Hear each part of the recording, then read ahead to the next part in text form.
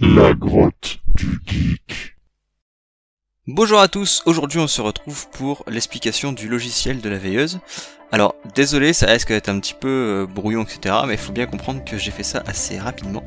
Alors pour résumer un petit peu, donc dans un premier temps j'ai utilisé la librairie ESP466 audio. Et du coup je vais vous expliquer ce que j'ai fait.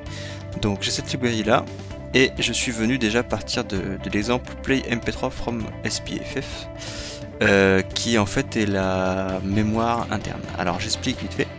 Donc là je détaillerai après. Donc ça c'est le code d'exemple mais que j'ai modifié moi pour avoir la fonction que je voulais. Du coup ici j'ai dans les tools le paramétrage de l'ESP comme je voulais. Donc le plus important c'est ça. Vous devez mettre la CPU frequency à 160 mégas. Sinon vous n'arriverez pas à tourner le son. Et il y a aussi juste en dessous, donc du coup la flash size, j'ai réglé 1 méga de spiff. Voilà. Du coup, qu'est-ce que ça veut dire? En fait ça veut dire que je vais pouvoir mettre un fichier là-dedans qui fait moins de 1 méga. En gros, enfin, ou des fichiers, hein, comme je veux, mais bon voilà. Pour mettre un fichier là-dedans, c'est juste ici au-dessus. Voilà. Et en fait du coup vous allez choisir votre fichier et ça va l'envoyer dedans. Moi j'ai mis un petit fichier qui s'appelle berceuse.mp3, donc un fichier mp3, et ici le code que j'ai en fait il va me permettre de lire le mp3. Alors je vais vous détailler un petit peu des parties que j'ai pas bien compris puisque forcément j'ai pas pris le temps de regarder comment fonctionnait la bibliothèque, par contre j'ai juste pris le temps de modifier moi ce que je voulais. Alors bon, ça c'est moi qui ai défini, je définis toujours mes boutons comme ça, et je les mets jamais à l'arrache dans le code, comme ça de toute façon un code ça bouge tout le temps, donc je fais un define, comme ça au moins c'est clair, à chaque fois que j'appelle LED control pin ou LED button pin, c'est la pin associée, et puis ça, si je veux changer, je change ici, ça change tout le monde, et au moins je suis tranquille et puis c'est clair dans le code. Donc contrôle, c'est la LED qui va agir, c'est la pin qui va agir, donc là par exemple c'est la pin de contrôle des LED, ça c'est le bouton. Ici le bouton du mute, et là c'est la pin d'enable qui va au driver moteur. Alors bon, toutes les includes etc, bon ça c'est de base. Ici quelques explications etc, bon tout ça c'est pas très intéressant. Alors ça je l'ai pas du tout codé et j'ai même pas regardé ce que ça faisait, mais en gros c'est appelé par la librairie ici dans l'initialisation. Donc bon, faut juste le laisser dans le code. Ce que j'ai fait moi, c'est que j'ai ajouté ceci. Donc au début du setup, tout de suite mes sorties, je les mets en place. Donc là, j'ai les deux pins de contrôle que je mets en output, et juste après derrière je les coupe. Donc ça veut dire qu'en fait si ça s'allume au démarrage, ça va s'éteindre juste après. Voilà. Donc c'est pour éviter de s'allumer pour rien ou de faire de la musique tout de suite. Dans les deux cas c'est très utile. Et puis après je peux déclarer mes entrées, donc mes deux boutons. Ensuite, ça c'était aussi de base, bon j'ai rien touché, mais en gros ils coupent le wifi, ils allument les OCI pour faire du debug, moi je m'en sers pas mais je l'ai pas coupé. Et ensuite ils démarrent la lecture du fichier, etc. Donc la lecture du fichier, ça se commence ici. Donc moi je charge le fichier berceuse.mp3.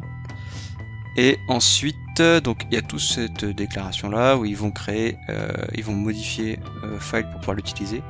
Alors je vais pas regarder en détail, mais moi ce qui m'intéresse c'est qu'ici j'ai MP3 qui est du type audio générateur MP3. Et normalement il le démarrait ici. Et moi je le démarre pas ici puisque je veux pas démarrer la musique tout de suite. Je vais démarrer plus tard. Et ici il y a la loupe dans laquelle j'ai fait le seul truc joli de tout le code, c'est ceci. Alors il y a des gens qui aimeront, peut-être pas, moi j'aime bien. C'est le genre de petite bidouille que j'aime bien. Qu'est-ce que c'est? Alors j'ai créé un octet, donc uintune c'est un octet non signé, qui s'appelle status. Le voici. Il est écrit en hexadécimal, donc ici on a le premier 0 qui représente les 4 premiers bits, et le second 0 qui représente les 4 qui suivent. J'aurais pu écrire les 8 bits en écrivant 0B, mais c'était un petit peu long, moi je préfère écrire comme ça, c'est plus court, puis l'exo c'est quand même assez simple à comprendre. Ensuite, Donc ça c'est une boucle que j'ai modifiée qui était de chez eux. Donc ce qu'ils font, c'est que ils regardent si la loupe est en cours. Si elle n'est plus en cours, ça veut dire que c'est terminé, on a fini la lecture du fichier, donc ça la relance. Voilà, c'est tout. C'est pas plus compliqué que ça. Donc, enfin, j'ai modifié un petit bout quand même, parce que moi je la relance. Eux ils coupaient juste le truc, ils faisaient juste ça, MP3 stop. Et moi non, si la boucle s'arrête, je stoppe puis je relance. Je ne suis pas certain que ce soit nécessaire absolument à chaque fois de recharger le fichier et de refaire toutes les actions. Mais c'est cet aspect-là que j'ai pas bien saisi. Il y a sûrement un moyen plus court, mais j'en suis pas sûr. Donc du coup, plutôt que de faire n'importe quoi, je préfère faire quelque chose qui fonctionne bien. J'ai fait quelques essais et ça marche bien, donc du coup je laisse comme ça. Ensuite, donc du coup, il y a ce truc-là. Donc si jamais la boucle est en cours, on fait rien, on attend 5 millisecondes. Si jamais elle s'arrête, on la relance. Ça c'est pas mal. Et puis ensuite, il y a la partie gestion des boutons. Donc là, la partie gestion du bouton, c'est simple. C'est ça qui va utiliser status. Donc dans status, moi je vais stocker l'état de la lumière et l'état de la musique. L'état de la lumière, c'est le premier bit. Donc ici, je viens regarder, si jamais on appuie sur le bouton LED, je viens regarder status. Si status, alors ça, c'est un test qui va vérifier uniquement le premier bit de status. S'il est à 1, alors on va aller ici. S'il est à 0, on va aller ici. Donc le premier bit de status, c'est celui que j'utilise pour coder ça. Si jamais il est à 1, alors je l'éteins. Donc je le mets à 0. Ça vient mettre à 0 uniquement le premier bit de status. Voilà. Alors je vais pas détailler ça, si jamais vous voulez plus d'explications sur cette façon de faire, je pourrais faire une vidéo dédiée. C'est pas sorcier, et puis c'est quelque chose que je fais assez couramment. Et ensuite, du coup, donc je viens éteindre, et je viens éteindre la lumière physiquement. Bon, donc vous avez bien compris, cette partie-là, c'est quand on vient appuyer sur le bouton de contrôle de la lumière, si la lumière était allumée, alors on enregistre qu'on l'a éteint, puis on l'éteint. Sinon, ça veut dire que la lumière n'était pas allumée, donc elle était éteinte, alors on l'allume, ça c'est ce qui vient forcer à 1 le premier bit de status, puis on l'allume physiquement. Voilà, c'est comme ça que ça fonctionne.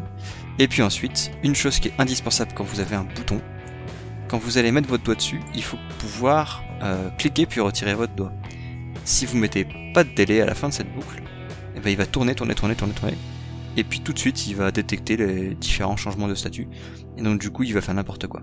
Donc vous devez ajouter un petit délai à la fin, pour stabiliser votre système. Comme ça, quand il va faire son truc, il va allumer la lumière, et puis ou l'éteindre, et puis il va attendre un petit peu, vous avez le temps de retirer votre doigt avant qu'il reprenne en compte la commande.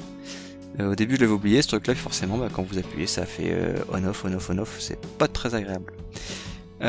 Ensuite, même principe pour le mute button, donc je vais pas détailler le truc, mais en gros cette fois-ci c'est le bit numéro 2 qui est utilisé. Donc si le son est allumé, j'éteins, donc je fais un mute qui physiquement va couper le driver moteur, pour économiser un petit peu d'énergie quand même, et puis mp3.stop pour arrêter de lire le fichier. Ensuite, si jamais c'était éteint, eh bien, je vais simplement recopier les lignes pour relancer le fichier. Voilà, donc quand on coupe le son, en fait ça coupe carrément la lecture, et quand on appuie ça redémarre de 0. Bon, c'est pas grave, mais moi ça fonctionne. Et puis, ici, je démute physiquement le moteur, le driver moteur, pardon. Et un petit délai pour la forme, comme au-dessus, parce qu'on est en train d'appuyer sur un bouton.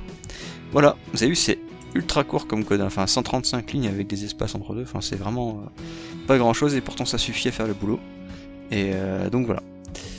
J'espère que ça vous a plu en tout cas. Je suppose que les softos qui regardent cette vidéo vont pouvoir faire des petits bonds au plafond. Mais c'est normal. Même moi je suis pas tout à fait satisfait de la propreté de ce code, et surtout de ne pas avoir cherché à comprendre tout. Il faut bien penser que j'avais seulement 8 jours pour tout faire, et que j'avais déjà pris 6 jours pour faire le reste, alors il me restait pas grand chose. Donc voilà, du coup j'ai fait ce que j'ai pu.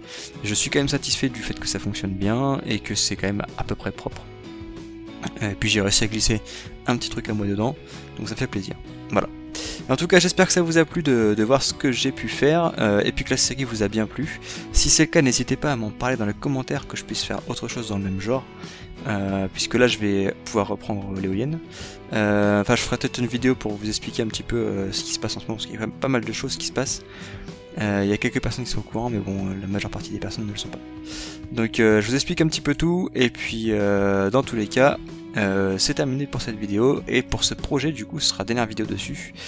N'oubliez pas de vous abonner si ce n'est pas fait, de mettre un petit pouce en l'air, c'est toujours sympa, et puis quant à moi, je vous souhaite de passer une excellente fin de journée, et je vous dis à très bientôt.